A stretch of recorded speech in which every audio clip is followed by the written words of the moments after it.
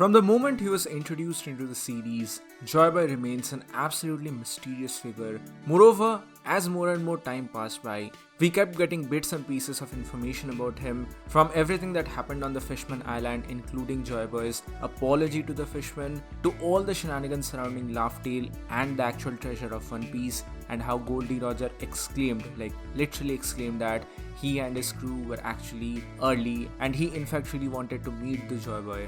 Furthermore, we also got more information from Oden himself, how he wanted to prepare for the upcoming return of Joyboy, which he believed was going to be sometime later on, and because of this, he wanted to open the borders of Wano, which seemingly would have played a very crucial role upon this entire journey. So keeping all this in mind, hello and welcome to WhyZ, and today we are going to talk about the crucial figure of Joyboy in the story of One Piece, because now we have some very exciting information at hand which might potentially change the way in which we are looking at the series altogether. But before that, please keep in mind that this video will contain spoilers from the manga. Anime only fans have been warned.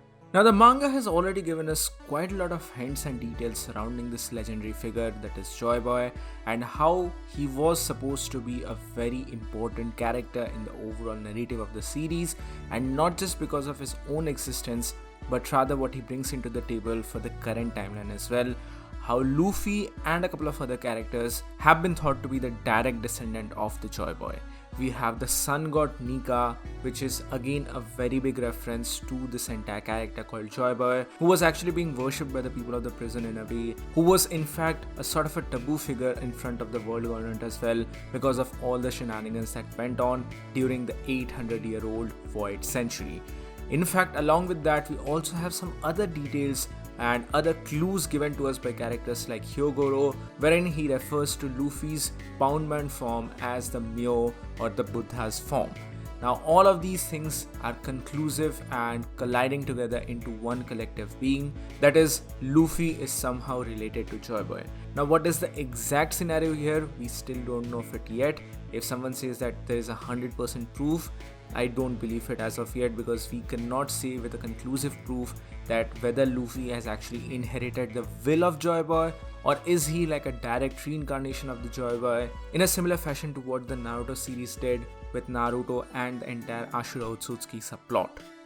But in the last couple of chapters, a very exciting and honestly weird thing has actually come up, wherein it seems like once upon a time Kaido was also in fact a candidate for Joyboy. Now, just this line gives us more details about whether Joyboy was a figure whose descendants are now coming up into the scene, or whether Joyboy was actually a title which is sort of inherited by the people.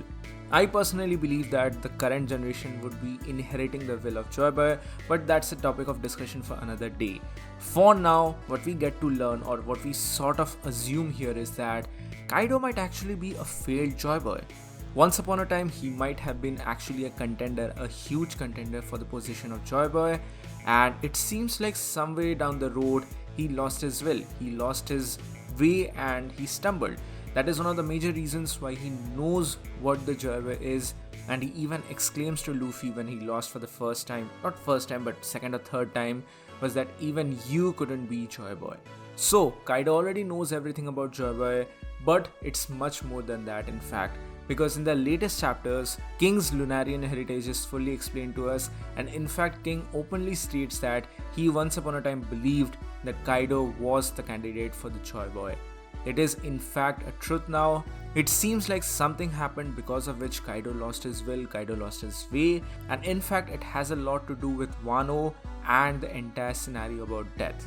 Now, initially before making this video, I thought, or at least I was supporting the notion that maybe 2 years back during the Paramount War, Shanks confronted Kaido and told him the truth about the Joyboy, about how he cannot be the Joyboy, and maybe that is one of the major reasons why he became a drunken buffoon and why he lost his will. But it doesn't really fit well with the entire timeline, because we have already seen Kaido being obsessed with the concept of death even during the time when Oden was actually alive.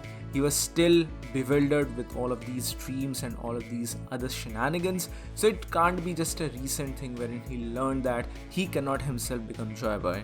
And at the same time, at the same moment, he was not really that close with Goldie Roger, that Roger is going to tell him that, okay, these are the things which I learned at Laugh Tale. The only person with whom Roger shared these information was Newgate, and I don't think that Whitebeard is actually going to tell Kaido about all of these things, that what exactly is the Joyboy. It's possible that Kaido learned about all of these things at a separate point in time. There's a lot of missing factors. I mean, we are getting hints about a lot of different things, but still from the bigger picture, many clues, many puzzle pieces are still missing. We have to assemble them all together. There's Vegapunk into the mix, there's Big Mom into the mix, there's Imu-sama into the mix, and all of these other characters who are most likely going to play a pretty big part. The fabled Kaido backstory is definitely going to shape up a lot of these things. Last year, I in fact made a video talking about how my opinion on Kaido has actually changed, and I no longer consider him to be a generic villain. This was before him actually being the Joyboy, or at least the failed Joyboy candidature.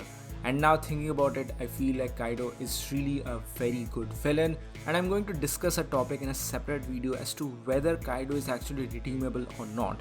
I honestly don't think that is going to be the case, but I feel like a discussion about that could be made, especially considering all of these things in hindsight.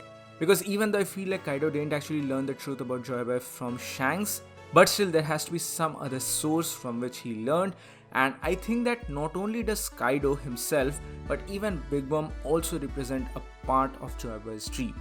And what that dream actually is? Well, it is reuniting everyone. In fact, a very big parallel can be made to a lot of these characters, in fact, from Luffy to Big Mom, Kaido, and even Whitebeard, who were making their crews actually like a family. And I feel like a lot of these characters are actually inheriting some form of the will that Joyboy had.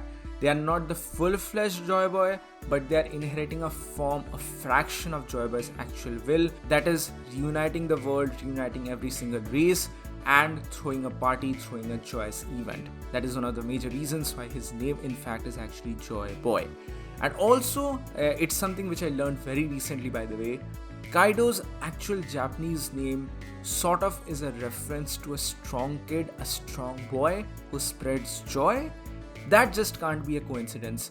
I honestly feel like the tale of Joyboy is not just limited to One Piece. It's not just something which Roger learned after he reached Laugh Tale. I feel like the clue or hints toward the actual One Piece and the legacy of Joyboy has been given to us all along, maybe in the form of some folklore which the world of One Piece already knows, or maybe some form of a song. I mean, if anything, what comes to my mind immediately is the Bing Sake song.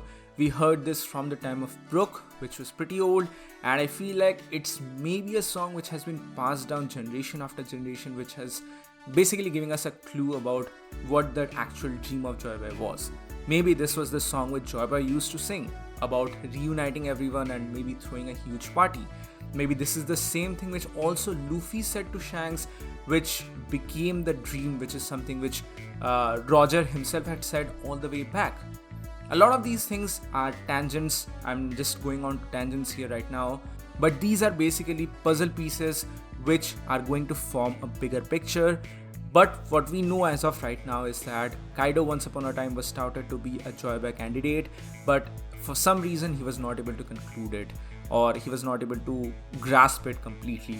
It might be possible that his way or the manner in which he was doing it was wrong. I just don't think that it has something to do with the D clan. Just that's it. I mean, I don't feel like it's something only which the D clan can achieve. It's something which anyone can achieve, in fact, and that's why maybe Whitebeard had such a huge focus upon his family. Same goes for Big Mom, even though it's a little bit of different concept.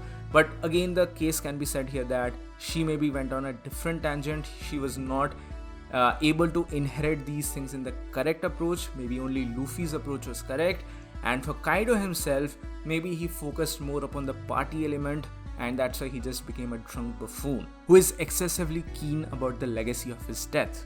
But these are some of my thoughts currently in regards to Kaido and how he might be a failed Joyboy candidate. So what do you guys think about all of these things? Please do let me know your thoughts in the comment section below. So that's it for today, guys. Thank you so much for joining in. Please give this video a thumbs up if you like it, share it with your friends, and subscribe to the channel for more. I'll see you all on the next one.